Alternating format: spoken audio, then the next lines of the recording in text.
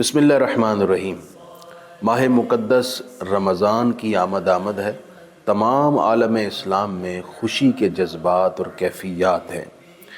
ہمارے نبی صلی اللہ علیہ وآلہ وسلم رمضان المقدس کی آمد سے قبل 29 شعبان کو تمام اہل مدینہ کو جمع کر کے رمضان کے حوالے سے ایک بھرپور پرمغز اور وجد آفرین خطبہ ارشاد فرماتے۔ حضرت سیدنا سلمان فارسی رضی اللہ تعالیٰ عنہ کی روایت جو حدیث فضائل رمضان کے نام سے موسوم ہے، وہ تمام بڑی احادیث کی کتب میں موجود ہے۔ مجموع زوائد کے اندر بھی یہ روایت ہے۔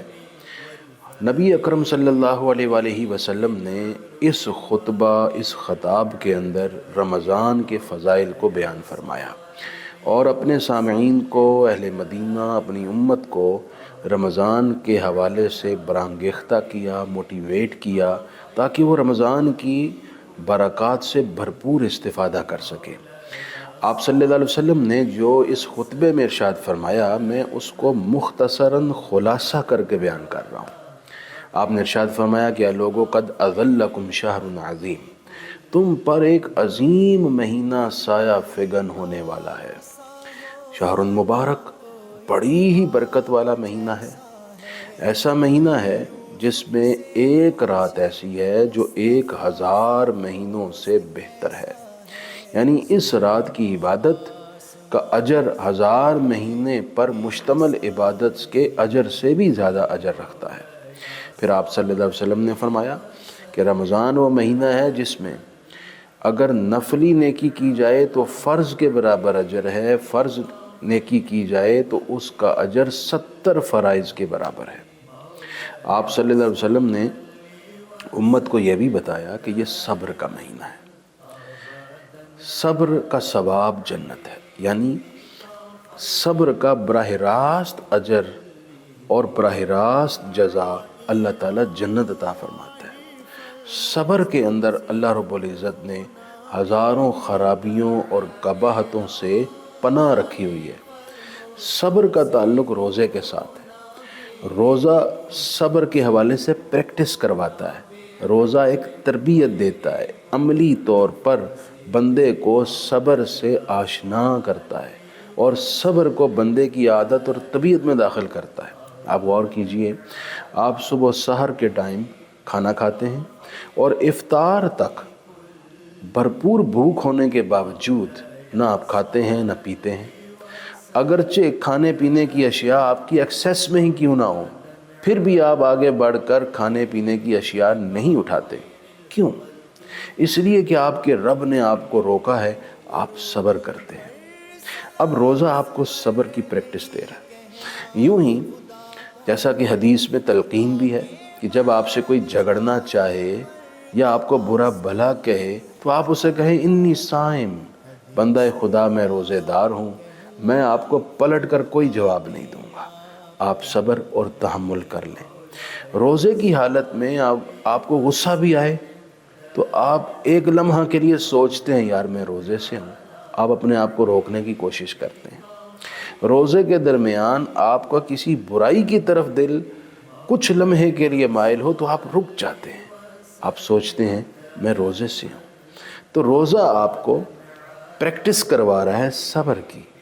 تو آپ صلی اللہ علیہ وسلم نے اسی لیے فرمایا کہ روزہ رمضان یہ صبر ہے اور صبر کی جزا اللہ تعالیٰ نے جنت رکھی ہوئی ہے۔ یوں ہی آپ صلی اللہ علیہ وسلم نے فرمایا وَهُوَ الشَّهْرُ الْمُوَاسَاةِ، یہ غمخواری کا مہینہ ہے، یہ کمزوروں، ناداروں، مفلوق الحالوں کی دستگیری اور معاونت کا مہینہ ہے۔ جیسا کہ حدیث میں ہے، ام المومنین سید عائشہ فرماتی ہیں کہ حضور تو سال کے ہر مہینہ، ہر ہفتہ اور ہر دن میں ہی سخی اور جواد اور کریم تھے، مگر جب رمضان کا مہینہ آتا تو آپ کی سخاوت تیز ہوا کی طرح بڑھ جاتی، یعنی تیز ہوا چلے تو ہر ایک اس ہوا کے بھرپور جھونکے سے ایک خنکی، ایک ٹھنڈک کی فیلنگ لیتا ہے۔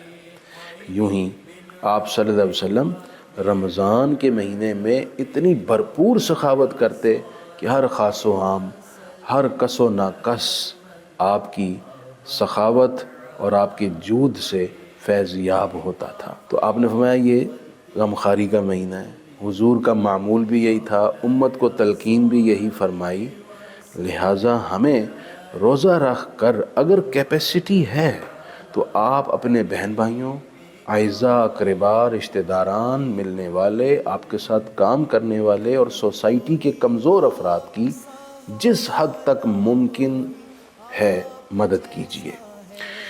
آپ صلی اللہ علیہ وسلم نے پھر فرمایا کہ روزے دار کو افطار کرانے کا بڑا اجر ہے۔ کیا اجر ہے؟ فرمایا اللہ پاک افطار کرانے والے کے سارے گناہ معاف کر دیتا ہے، جہنم سے اس شخص کی نجات کا حکم جاری کر دیتا ہے۔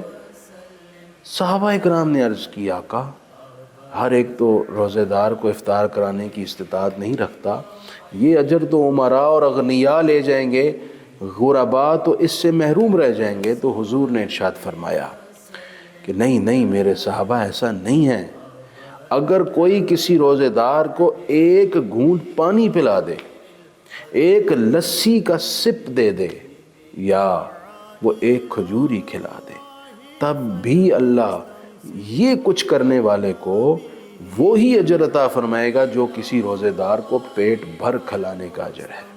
اور وہ کیا ہے؟ گناہوں کی معافی، جہنم سے آزادی۔ کتنا بڑا اجر اور ثواب ہے۔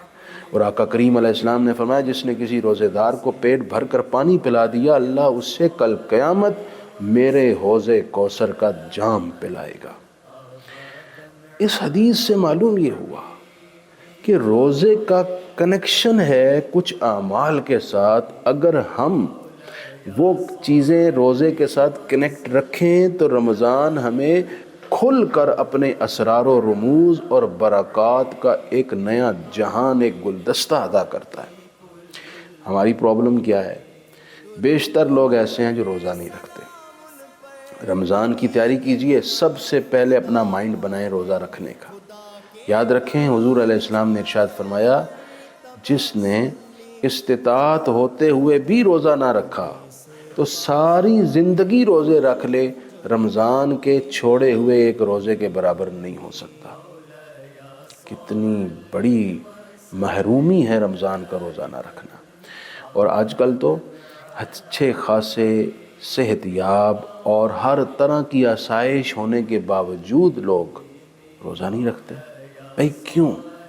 آپ کو شرم نہیں آتی؟